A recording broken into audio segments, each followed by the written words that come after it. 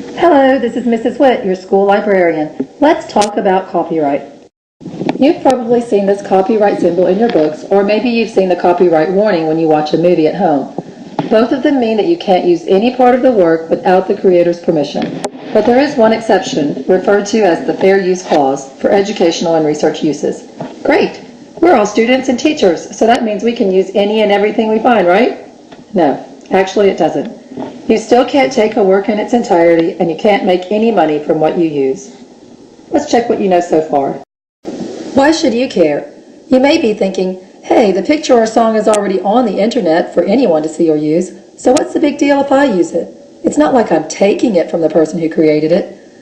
Think about how you would feel if someone stole your work or something you made. You put a lot of time, energy, and sometimes even money into creating something. When you use someone's work without permission, you are stealing.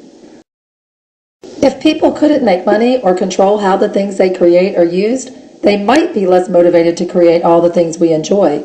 So if there is something you want to use, make sure your use falls under fair use or just ask permission. Let's stop here to check what you know. If your use of someone else's work does fall under the Fair Use Clause, you still have to give credit to the original creator. That is, you have to include a citation that clearly states whose work you are using in your project. And by the way, Google is not a source for all those images you find on their search engine. Google just collects images and makes them easy for you to find. Kind of like your school library has a collection of books, but the library is not the author of any books. It's usually a lot easier to figure out the author of a book or the singer of a song than it is to identify the creator of something you found on the internet.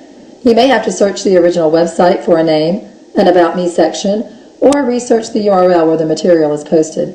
We'll learn more about that during the research badge. Let's stop here and check what you know.